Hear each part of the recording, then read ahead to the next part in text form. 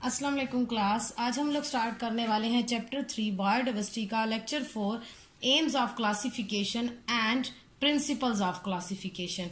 पिछले लेक्चर में मैंने आपको क्लासिफिकेशन के बारे में बताया कि classification is a process in which living organisms are arrange in groups and subgroup on the basis of their similarities and differences.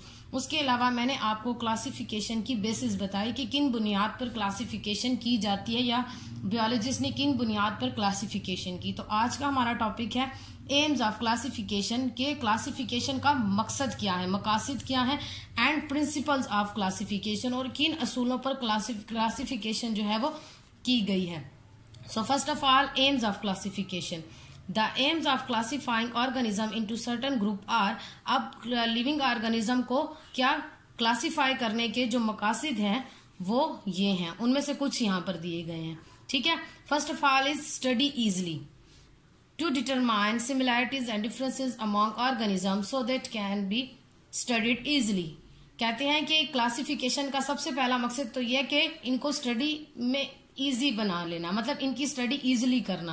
मैंने आपको पहले भी कहा था कि जब तक अरेंजमेंट नहीं हो सकती हम किसी भी चीज को प्रॉपरली स्टडी नहीं कर पाते। तो क्लासिफिकेशन की मदद से हमें लिविंग ऑर्गेनिजम्स की सिमिलैरिटीज मतलब सेम कैरेक्टर्स और डिफरेंस कैरेक्टर्स का भी नॉलेज हो जाता है, जिसकी वजह से हम उनको इजिली स्टडी कर पाते हैं। ठीक है, next one is know about the sequence of evolution. अब दूसरा एम क्या है इसको पढ़ने का, वो ये है कि एवोल्यूशन की जो सीक्वेंस है, जो तरतीब है, उसके बारे में पता चल जाता है कि अगर किसी लिविंग ऑर्गेनिज्म में वक्त के साथ साथ चेंजेस आए हैं तो वो किस तरह से आए और किस सीक्वेंस से आए हैं। To provide an idea about the sequence of evolution of organism from simple to complex. Classification जो है हमें प्रोवाइड करती है, मुहैया करती है एक idea about the sequence of evolution of organism. Organisms की जो एवोल्यूशन है उसकी तरतीब के बारे में बताती है कि किस तरह से एक सिंपल लिविंग ऑर्गेनिज्म कॉम्प्लेक्स बन चुका है।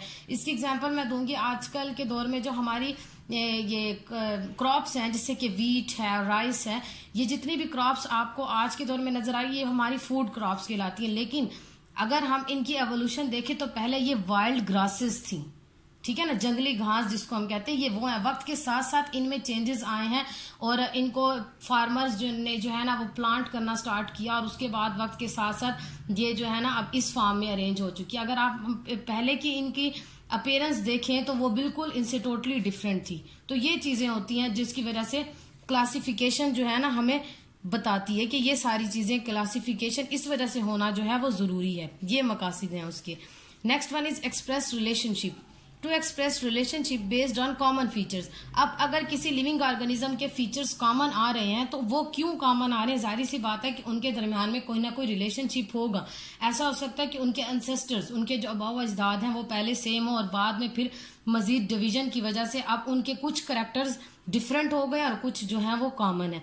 तो ये सारी चीजें भी क्लासिफिकेशन के जरिए हमें पता चलती हैं। Last one is name and place to name and place the organism in a proper group.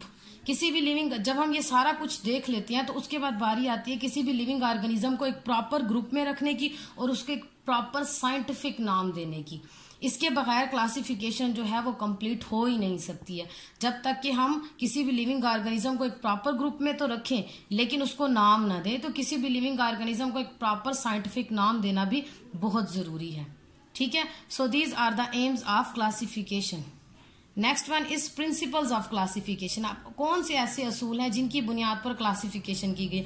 यहाँ पर सिर्फ 3 ही प्रिंसिपल डिस्कस किए गए, अदरवाइज इसके बहुत सारे प्रिंसिपल्स हैं।